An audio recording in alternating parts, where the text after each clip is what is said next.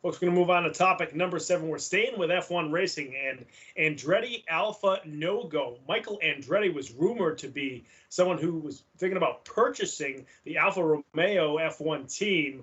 Now we're hearing that rumor is not true. It's the financing's not going to come through or something to that effect. So, Brandon, what does this mean for F1 racing? I mean, this would have been pretty cool if Michael Andretti was able to purchase an F1 team. Yeah, I mean, this is a big story. And like we had talked before the show even started, it's a fluid situation that is changing by the second. So it could change and flip-flop back to where maybe Andretti says, you know what, we are buying the team and we did pull a deal through. But right now, that rumor of them purchasing Sauber and with that, the Alfa Romeo F1 team, it looks like it's falling through and like a deal is not going to happen. And so, it's big. It's big for that second seat. And it's big for F1. Because, like I said, that second seat's open and it's either going to be Guangzhou or, they want to save it for Porsche in 2023. But there's obviously Nick de Vries. Mercedes is trying to put him in that second seat alongside Bottas and potentially getting a Mercedes engine in that Alfa Romeo car as well. But, there's also been a lot of talk that if Andretti could have pulled this purchase off and pulled this acquisition off, that American-born driver, Colton Herta, would have made his way over to F1 and made the switch from IndyCar to F1. And that was going to be big news that we were going to cover here. But then we got the news that, the deal was falling through. So we decided to cover the deal falling through instead. But, man, I would have really been excited to see Colton Herta have a chance to get in F1. He is really one of the best young drivers in IndyCar right now. And I've even talked to people being like, hey, if you're one of the best in IndyCar, do you want to go over to Alfa Romeo and kind of be on the back of the grid? But I keep talking, and most people, we keep coming up with the answer being like, yeah, man, it's F1, baby. And you're traveling the world. You're making more money. It's just a bigger brand. It's bigger for you personally. You're probably going to enjoy it more. So I totally get it. I think it would have been an amazing move for have an American-born driver move over into Formula One and have Andretti, an American-based team, take over Sauber and Alfa Romeo. But like I said, rumor has it right now that they just cannot come to a deal that is going to be happy for both sides. So we might not see this come true. And if it doesn't come true, this is big news for Chinese driver Guangzhou, because he will have more of a chance of putting himself in that second seat for Alfa in 2022. But this is an ever fluid changing situation, and it could change again.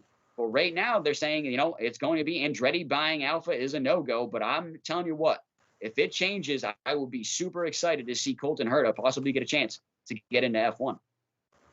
Yeah, and whoever leaked that story, too, might be looking for leverage in the situation, too. So this just might be a play to try to purchase the team or not purchase the team, depending on who's involved there.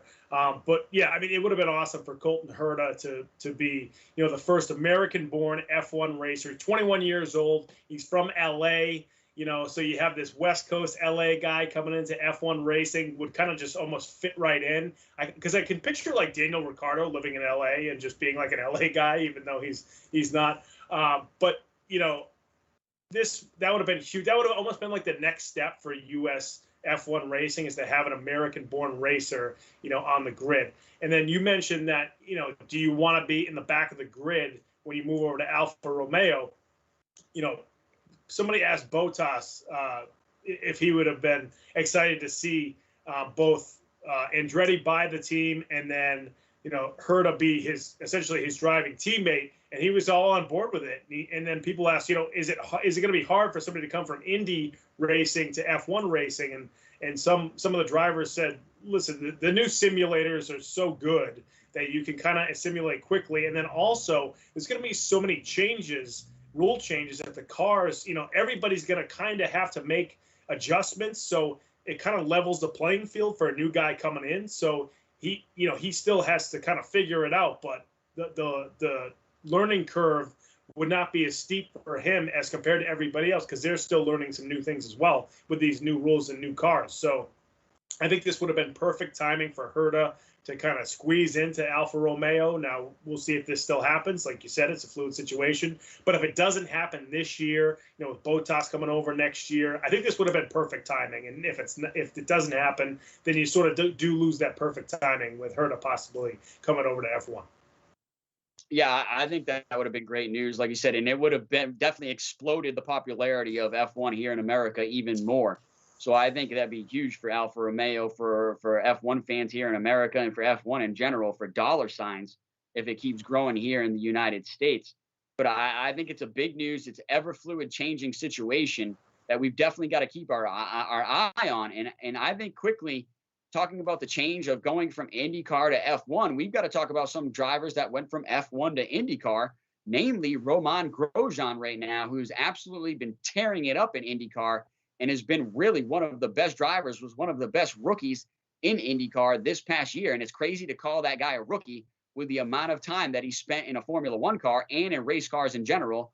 But he was new to IndyCar and he was absolutely tearing it up.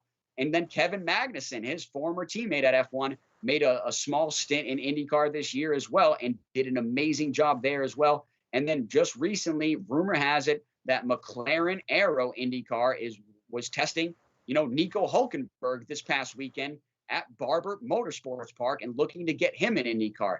So I think the switch is, vice versa, is easily done, going from, I shouldn't say easily done, but quickly done for these talented drivers going from either IndyCar to F1 or from F1 to IndyCar. But definitely, if this story changes, we will guarantee to be covering it going forward. But let's move on to topic number 8 tonight.